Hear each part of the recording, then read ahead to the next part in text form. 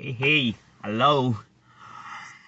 It's been a while. Call him out is back. This is, to be honest, it's becoming harder and harder making any videos because mentally it is so hard. I'm not the kind of person who finds it hard to speak in front of a camera, but believe me, the mental investment that you have to put into these videos, especially when you've seen the sort of injustices that happen on ordinary people, and these are some things that have actually been happening for so long. I know each year, each elections, it becomes more serious, it becomes deadlier than the previous elections. This is why for us who have been growing up, who are raised in such an environment, there is just so much that has been bottling up for so long, and every bit of frustration that you're seeing among young people, the sort of abuse that has been propagated around those that are really desperately seeking for change, even those that are still trying to hold on to the status quo. It is all in equal measure. It is just, I cannot just say, come out and say, yeah, those that are in the struggle are innocent. But you have to certainly go and in depth, and reflect in depth about what the situation in Uganda has always been when it comes to the politics of the day. Anyway, without delaying, my name is Ludigo Salema. Yeah, I got that right. I'm no longer the AAA. I am Ludigo Salema. And today I would just like to focus on something. I would just like to call out. I just would like to call out the president again. The Mr. Museveni Tibahabura. Never have we seen in her history that an individual would come out and cause Museveni, who has fooled us for so many years, to come out and give us his real name, his other name, only just a snippet, because he's not Museveni. He calls himself Museveni, but finally, in these elections, in these campaigns, in this political environment, he was forced to come out and add Tibahabura into the mix. I know it is also strategic when it comes to the organization of the ballot paper, but still that is something that has happened that is strangely being that people are strangely not focusing on at all. But we don't want to talk about that. What I really want to focus on is the fact that he recently was talking about making one of those speeches. He was talking about the fact that Ugandan youth will vote out of excitement for change, forgetting that in countries like Liberia, they voted George Weah, a former footballer, to become president. Well, while that is true, that after one leader goes, people sort of regret. But that is the change. With change comes responsibility. And the fact that Museveni expects Uganda to struggle after him, that's on him. That's on him. Anything that Uganda has to go through after Museveni, even if it is not Kyagulanyi replacing him as a president, even if it is within the system, as he wants it to be that way, Uganda will certainly struggle without Museveni. That is something that we should expect. It is because, of course, he is going to. The country is a reflection of who has been governing it, and unfortunately for us, Museveni has overstayed his welcome, and the sort of culture that he has enabled, the sort of mentality that he has instilled among even those that surround him, the kind of self-entitlement, the corruption, the impunity that he has enabled for so many years. Believe me, it is a tall order for anybody that is going to replace Museveni. It is actually sad that we should be fearful of change. If you have a tumor, it is a painful process for it to be removed. If you have anything that is in your body, even if they have shot you and they have to remove that bullet. It's a very painful process. And Uganda is wounded in that sense that whoever is going to replace Museveni, it is a given. He is right. It is going to be a struggle. But that is on him.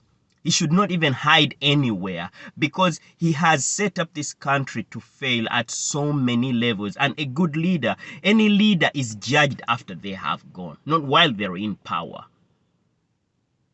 You know, let that sink in. Any leader is judged after they have left, the sort of legacy that they have left behind. But Museveni has set up the country to fail at so many levels, every institution, the level. If you think that there's going to be any, if you look at everything in Uganda, how sustainable it is, it is all cosmetic. You know, he goes on to continue reiterating the fact that, yeah, Kyagulanyi is supported by foreign forces. Who is not? Which leader depends? And even North Korea, by the way, which has sanctions on it, it still has allies that are foreign forces, where, you know, even if it's under sanctions. You know, even Eritrea, that is under a dictatorship, still as foreign enablers. Museveni himself, to continuous to achieve his sole target of ruling Uganda, because of course he's not a leader. He's really has ruled this country with impunity. He had to depend on foreigners, and even after he became president, our budget is, I've said it over and over again on these videos, our budget is supported mostly by foreigners. If there is any puppet that has been ruling us for so many years, it has to be Museveni. We are in a global, we are talking about a reality that you know, a reality in the sense that African countries need each other. If you have an authoritarian in place, someone whose values do not align with other countries that have already adapted themselves to a democratic process with a level of transparency that is required for people to literally benefit from their leaders, to keep their leaders accountable, and have limited time in power, so that another one can refresh the system and then be innovated towards the betterment of service delivery, then you're talking about someone who has stagnated the process and in return is killing every institution that is supposed to enable that process. How will those values, if those values do not align, how can Uganda, a landlocked country, survive on its own without any foreign support? In fact, when he says that, it is a compliment to Bobi Wine. He needs these foreign forces. He needs it. It's a reality that has to be talked about. Uganda cannot develop without foreign support. No man can survive on an island alone. No man can. Museveni himself benefits from it. The Chinese, the last I heard, are not Ugandans. The last I heard, Chinese are not Ugandans, unless I'm wrong. Prove me. I might be wrong.